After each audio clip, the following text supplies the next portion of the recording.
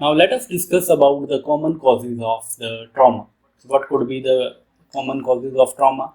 They could be sports activity,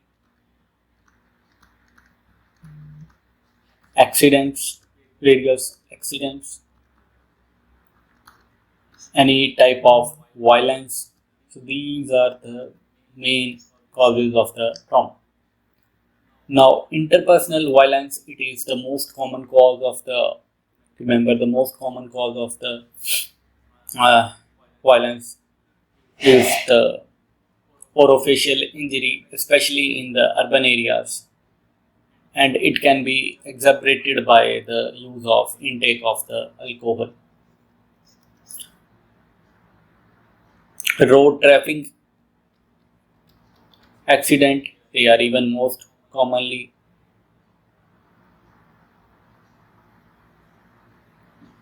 Now the mouth and the nasal cavity, the mouth plus the nasal passage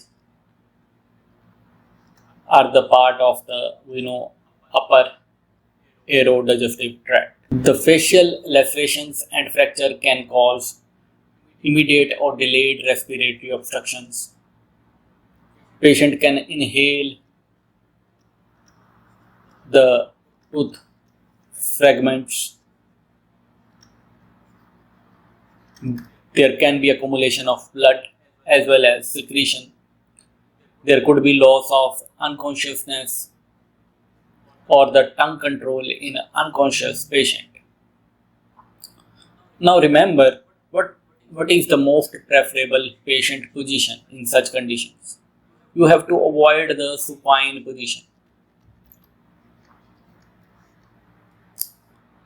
You have to place the patient in the semi-prone position.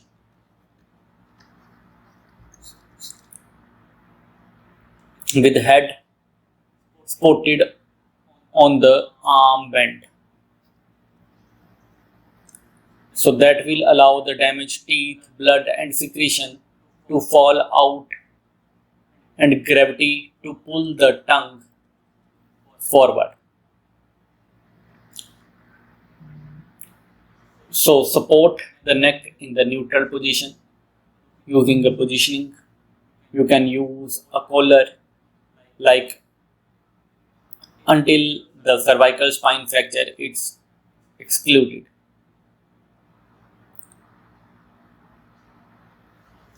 Now initial hemorrhage after a facial injury, it's common. Sustained bleeding, it's unusual. So the edema, remember, the edema, it's most common in the facial fracture that develops 60 to 90 minutes post injury. The patient may initially have a good airway. Immediately after the injury, there can be swelling of tongue, facial, and the pharyngeal tissue that can later cause the respiratory obstructions.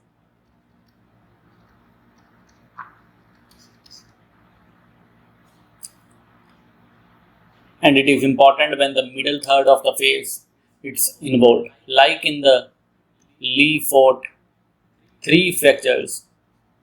The maxilla may be thrust downward and backward along with the base of the skull. So the posterior teeth of the upper and lower jaw, they may contract prematurely that keep the mouth open. So as the edema will develop, the soft palate and the tongue may swell and close the pharyngeal airway that lead to respiratory obstructions. Now in the severe maxillofacial injury, especially those involving the middle third of the face, you can see the following events.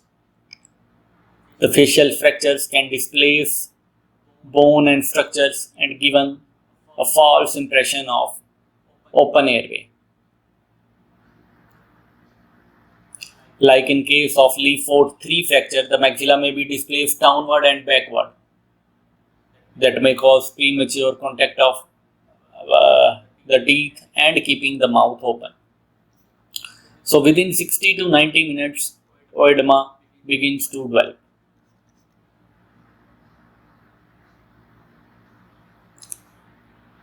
So as the oedema will progress, it can reduce the nasopharyngeal space, that is the space behind the nose and above the back of throat. So swelling of soft palate and tongue will narrow this space. So 2 to 3 hours after the injury, the combined effect of loss of this nasopharyngeal space as well as the edema of soft palate and tongue that leads to obstruction the airway. So that leads to respiratory distress and respiratory failure.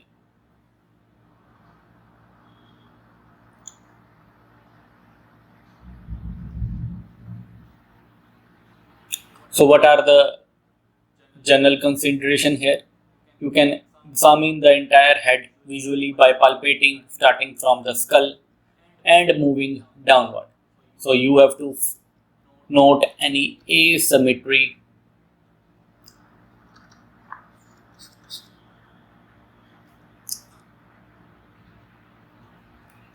and gently palpate for any step deformity. And you can even notice the tenderness over the potential fracture site. You have to start from the top, that is from the supraorbital ridges, and move downwards. Starting from the examine the supraorbital, infraorbital ridges, nasal bridge, zygoma, mandible, starts at the condyle and follow to the midline. In the middle third injury, often some degree of nose bleeding, that is epistaxis, that could be seen. The Le Fort 2 and 3 injuries may have CSF leak. Apart from that, subconjunctival hemorrhage in fractured zygoma with no posterior limit, it's a useful sign.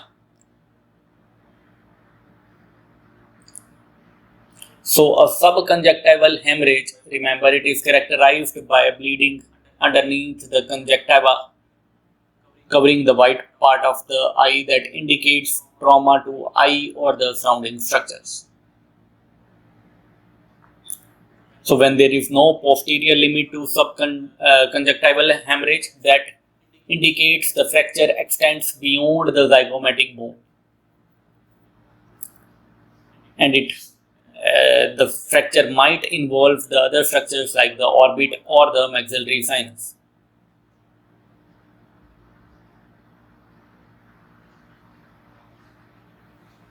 So this subconjunctival hemorrhage can give you a clue for the clinician for the diagnosis of the facial fracture when the other sign symptoms may be absent.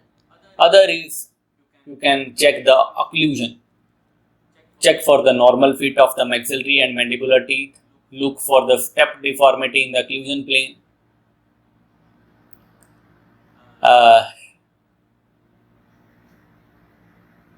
So you can grab the maxillary dental arch and forehead. Check for the movement. So grasp the maxillary dental arch between the index finger and thumb on one hand and place the other hand on the patient's forehead. Apply gentle pressure, forward, backward, side to side. Observe for any movement. Similarly, mandible can be considered. So these tests would help to determine whether there is any maxillary or the mandibular fracture. Apart from that, you can do is X-rays, CT scan. Apart from that, these results you can check is checking for the intact nerves. So there could be a paresthesia, numbness, that will suggest a fracture along the nerve course. Check for the upper lip paresthesia. That means the fracture that involves the infraorbital foramen or the floor of the orbit. Apart from that, there could be facial paralysis. There might be a damage to the facial nerve branches, and it is common in the penetrating injuries of the parotid gland. A facial palsy can also indicate a temporal bone fracture.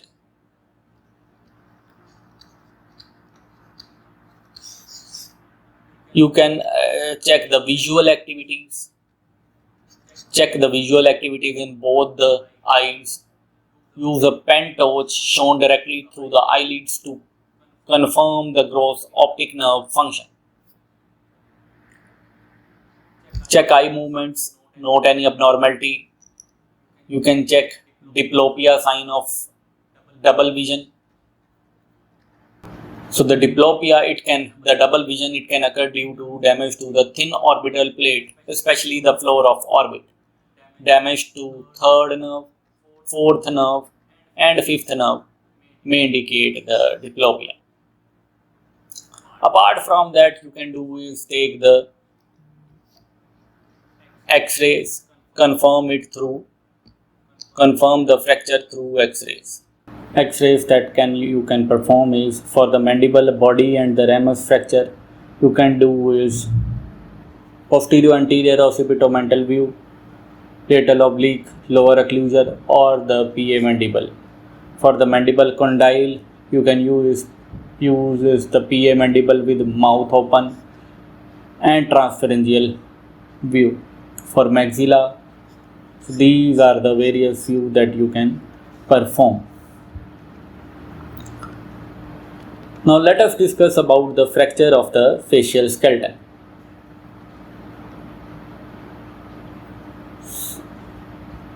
So fracture can be either Lefort 1 fracture that separates the Lefort. This one is the Lefort 1 fracture. So this fracture would separate the alveolus and palate from the facial structure above. So this fracture line, it runs from the nasal piriform aperture through the lateral and medial wall of the maxillary sinus, extending to the lower part of the pterygoid plates. Other is the Lefort 2 fracture. So it's a pyramidal shape involving the orbit, bridge of nose, and the ethmoid bone. It runs from the medial part of infraorbital rim and often through the infraorbital foramen, and it continues posteriorly to the pterygoid plates at a higher level. This one is the Lefort 3 fracture. It separates the facial skeleton from the base of skull. The facial line exits from the nasal bridge, septum, and ethmoid, passes through the bone of the frontozygomatic arch and facial skeleton from the bones above. Apart from that, you can see a combination of Lefort classification fractures. Other could be blowout fractures. Blowout fracture when there is direct trauma to the eye, the globe pushes backward.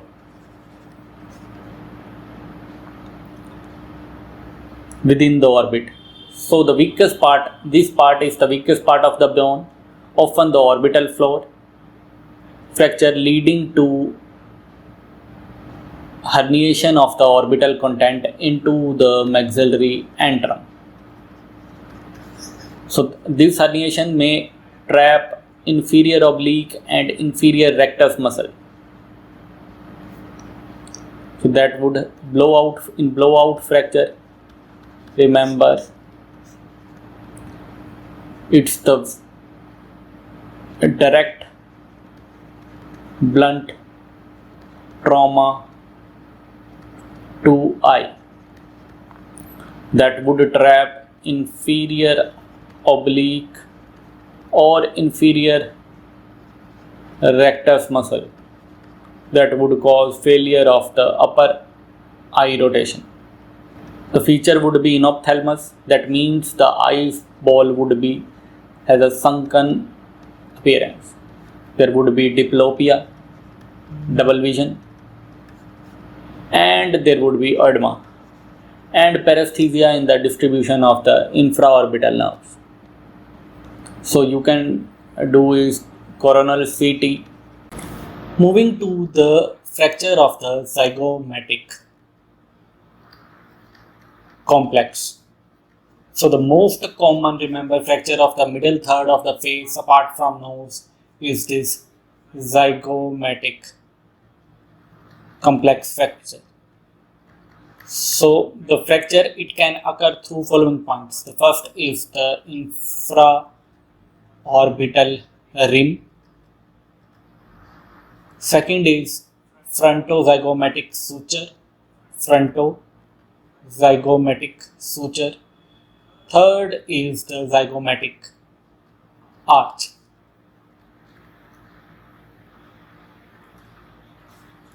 So fracture can occur on the side, anterior and lateral wall of the maxillary sinus. So what are the clinical features? Clinical features of zygomatic fractures, you can see is the tear of the enteral mucosa may lead to nose bleeding. Their most common damage is damage to the infraorbital nerve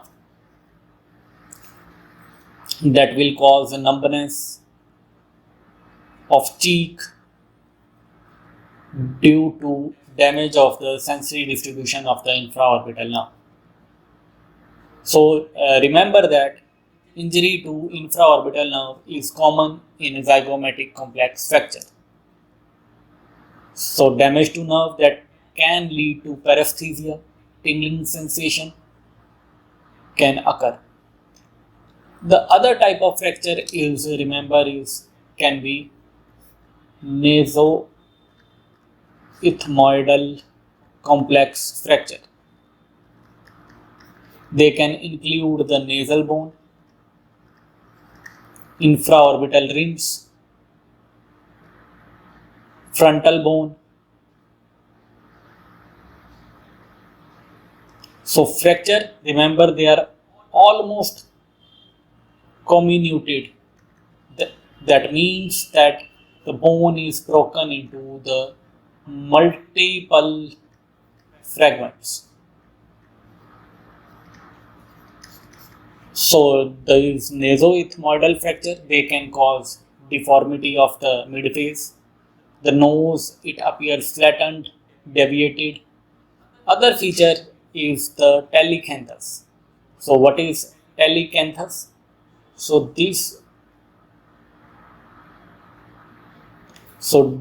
due to the disruption of the medial canthal ligament that holds the inner corner of the eyelid, that may lead to traumatic telecanthus.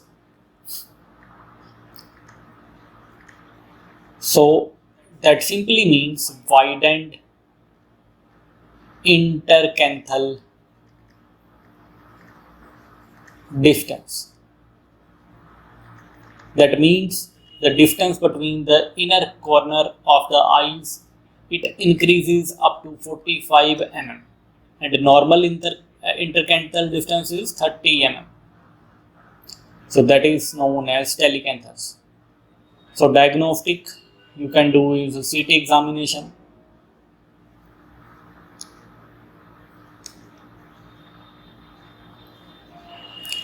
Other fractures can be fracture of the mandible. That could be the most common cause, the most weakest part of mandible, it's the condyle. The most frequent site of fracture is again the condyle. So these condylar, the neck fracture, can occur through the direct blows or indirect forces that are transmitted through the mandible. The fracture can occur through particularly impacted wisdom teeth, etc. Other can be direct versus indirect fracture. Direct fracture means directly at the point of impact, whereas indirect means at a distance point of the weakness. Example is the Guardsman fracture. So blow to chin may direct cause fracture of symphysis or parasymphysis of lower jaw.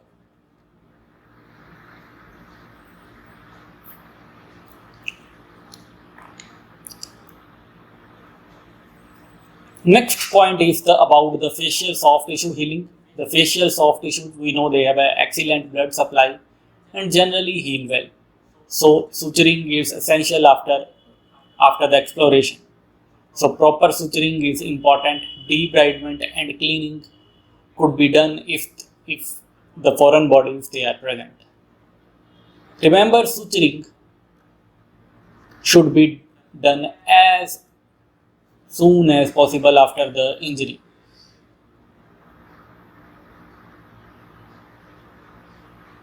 So you can use this absorbable suture followed by fine monofilament sutures.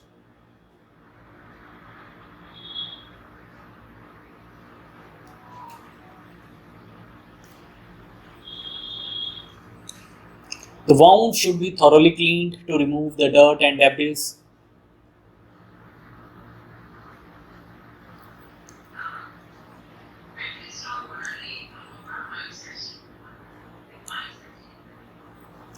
Next comes the lacerated wound. The human bite injuries can result in a substantial loss of skin and deeper tissue, particularly around the nose and the ears. The branches of facial nerve may be also involved in case of facial wounds. Primary repair is recommended. We can also raise the proximal and distal flaps from the adjacent tissue. So fracture of maxilla can be seen here by coronal incision that will allow you to assess the frontal supraorbital ridges and the nasal bone along with the zygomatic bone. So reduction fixation they can be performed using wires or titanium plates. When there are bone deficiency, you can reconstruct them with bone graft. For the maxillary fractures, you can use this Roche forceps. Roche disinfection forceps. It helps to mobilize the maxilla by grasping the palate between the nasal and palatal mucosa. So force is applied here in downward, forward and sidewise movement to mobilize the fragments. So you can restore the maxillary fragments to their original position using plates, wires or some other fixation methods. The orbital floor deficiency can be regained with the grafts, titanium mesh or alloplast material to confirm the damage.